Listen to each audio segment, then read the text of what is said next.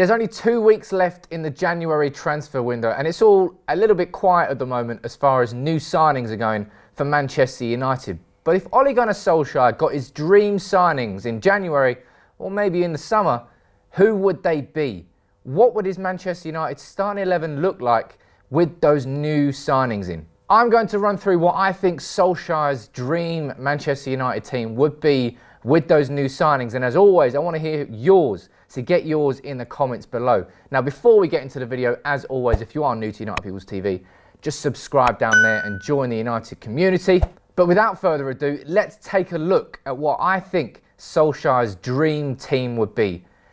And of course, we start in goal with David De Gea, who had, well, not arguably, his best performance of the season so far against Spurs in that 1-0 win. Marcus Rashford and that goal in the first half were responsible for Manchester United's victory, but so was David De Gea with 11 saves. Absolutely sensational. For me, he's still the best goalkeeper in the world, and United cannot afford to let him go. He stayed through Moyes, he stayed through Van Gaal, Mourinho, and now he's here with his 5th manager. I hope he stays at United for his entire career. He is the world's best, and we need him in goal in this team. Now, I'm looking at right back, and I'm putting Diogo Dalot in my team. Now, some of you may go, look, sod Dalot.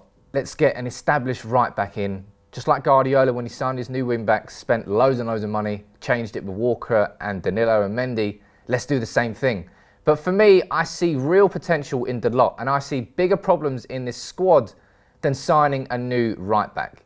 I think Dalot has shown me he's got the potential to be a great crosser. I've seen that ability in him. I've seen him defensively be quite weak, but that's because he's getting used to the Premier League. Just like Victor Lindelof in his first year, it's a different ball game over here. I suppose we can't really know that as fans because we're not footballers, but it's clear to see. And for me, Dalot has enough potential, and he's a teenager, and Solskjaer loves his youth players. I could see Dalot coming through next year and being a brilliant player for Manchester United. And I would absolutely keep him at right back. On the left, I wouldn't sign a new left back either. I would keep Luke Shaw. I would replace Antonio Valencia, and I would question whether Ashley Young should be staying in the squad, but he'll probably be there for 1 more year. I would keep Luke Shaw there. Luke Shaw, for me, has all the potential still to be England's best left back.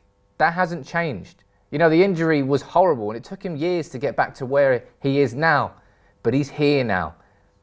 And I wouldn't say it's untapped potential. We've seen it. We saw it under Mourinho as well.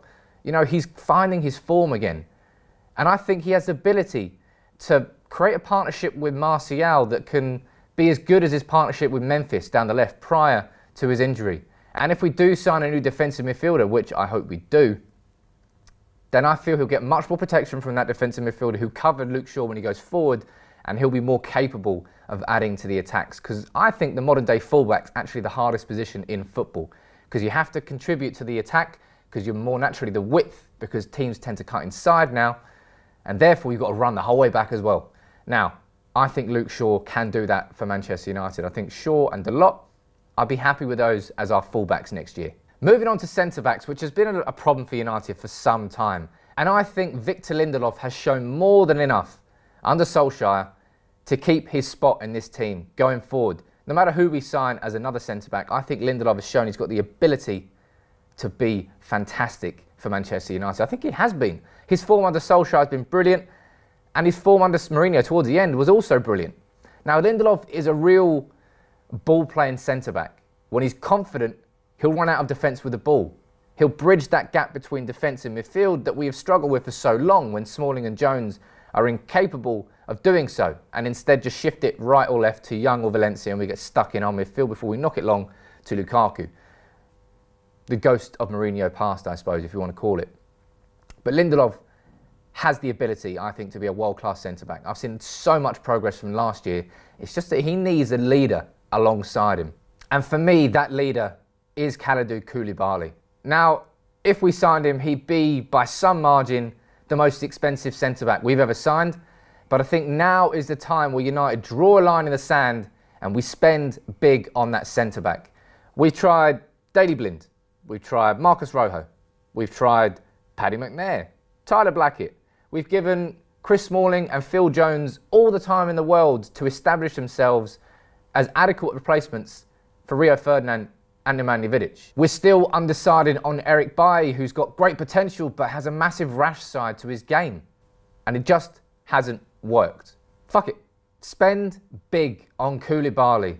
I keep saying it because it makes perfect sense, but Van Dijk at Liverpool, look at it. Look at how much it changed that team, getting an established world-class centre-back and dropping it into a defence which, up until that point, looked shaky. Have Koulibaly and we'll get better performances from Luke Shaw, better performances from Victor Lindelof, better performances from Diogo Dalot, and David De Gea won't have to make 13 saves a game. For me, Koulibaly can be the glue that sticks this defence together. I think the potential of Lindelof, Shaw and Dalot is good enough for all three of them to stay in that defence. We just need Koulibaly to come in there and seal it all together. And I think he will be a sensational signing. And then we move on to defensive midfield. This is where Nemanja Matic has been operating for a couple of years. But I think if Solskjaer is really serious about this fluid style of football that he's got Manchester United playing at the moment, I think replacing Nemanja Matic and upgrading him is an absolute must. And that's why I'm looking at Frenkie de Jong from Ajax. The 21-year-old is taking the world by storm at the moment.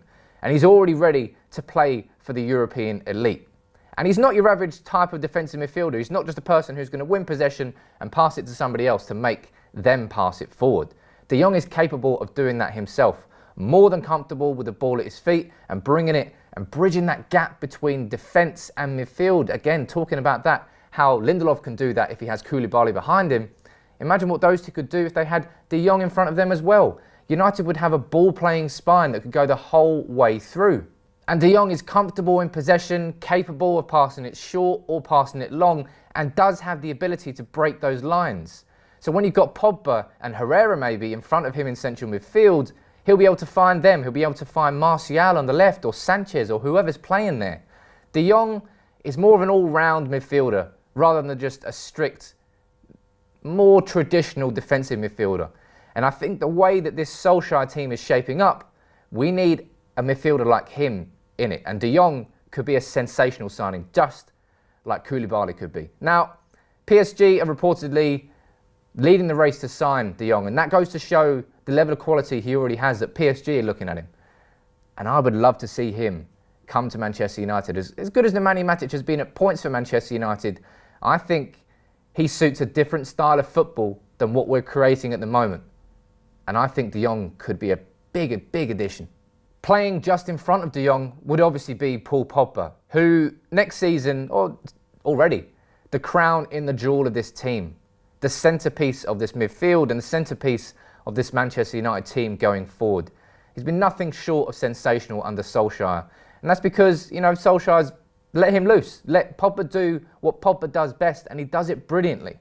And having someone like De Jong behind him could bring even more out of Pogba because he'd receive the ball in better positions. He wouldn't have to drop so deep to start the attacks because he'd have somebody behind him who would be confident enough that he'd receive the ball higher up the pitch. And that is where Paul Pogba is dangerous. And alongside him, I think Ander Herrera should keep his place in his team next year.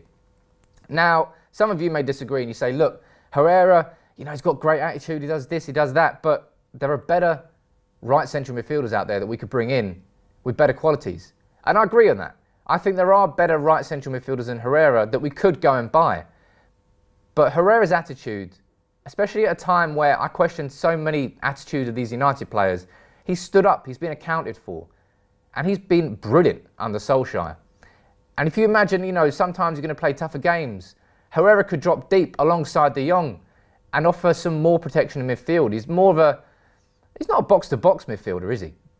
He's not really a defensive midfielder, and he's not really an attacking midfielder. He's just capable of playing all these positions, maybe not brilliantly in every single one of them, but more than capable in all of them.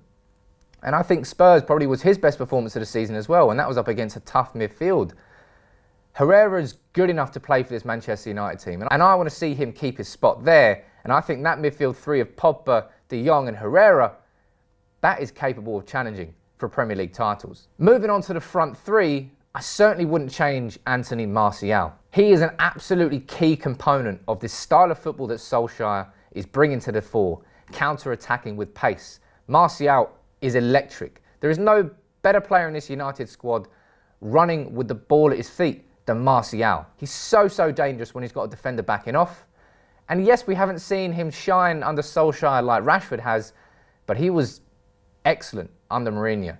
And we know that Martial's got that in him. It's just comes in waves, does come in purple patches, a little bit like Wayne Rooney used to be. But once he hits those purple patches, he's one of the best in the world. Very young still, so much more potential to get out of him. I want to see him stay at United for a good few years, and I think he really could become one of the best wingers we've seen in the modern era at Manchester United.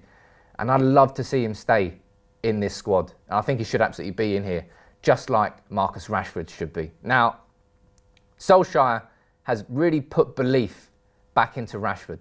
That finish against Spurs, Kane missed the exact same one later in the game. Rashford previously didn't do that. Big chances, sometimes he missed them. He didn't miss that one, and it was the 1-0 win, the goal that mattered. Rashford has found some new confidence under Solskjaer that is making me think he really can be United's number 9 for some years. And he's keeping £70 million Romelu Lukaku on the bench. Absolutely right decision by Solskjaer there, because Rashford's, just like Martial, a key component of this counter-attacking style of football that we've got. Bags of pace, capable with the ball at his feet, great interplay, great link-up play. Him and Martial bounce off each other. It's just perfect on paper. But something I do think it needs, though, is probably a new right winger.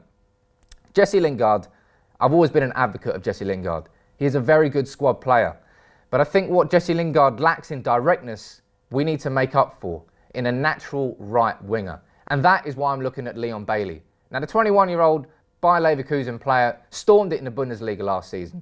This year, he's getting outshone by Jadon Sancho, who could be another shout for that position if you would prefer to see him. But he's got bags of potential. And the reason I like Bailey is because he's so direct. Left-footed, but likes to play out on the right-hand side. He cuts inside and shoots. Whereas if we had Lingard or Mata playing out on the right-hand side, they cut inside and pass. And we need directness from our wingers, because you're going to get the width from our fullbacks, who are hopefully next season going to be Dalot and Shaw. So we need directness from our wingers. And I think Bailey can do that in abundance. Can play on the left as well. So, if Martial's out injured or if you just want to switch sides, Bailey's capable of that. But let me know what right winger you would like to see. But for me, that front three, frightening for defences. It really, really would be. And that's not even counting in the fact that we still have Alexis Sanchez if he's here next year. We've still got Juan Mata when we want to slow it down a bit. And we've still got Jesse Lingard. That is an attack capable of challenging for the Premier League. And with a new centre-back in Koulibaly, a new defensive midfielder in De Jong, and a new right winger in Bailey, Solskjaer, for me, would plug the holes in this United squad. Plug the areas where I feel United are weakest, and create a team I think would genuinely be capable of challenging City and Liverpool next year. A strong defence with Koulibaly at the heart of it, a strong midfield with De Jong at the pivot behind Pogba and Herrera, and a front three of Bailey, Rashford and Martial. Every defence would be scared of playing against them. Every midfield would be scared about playing against those three as well. And that defence has the ability to give De Gea days off again. A couple of years ago, De Gea didn't really have to make too many saves.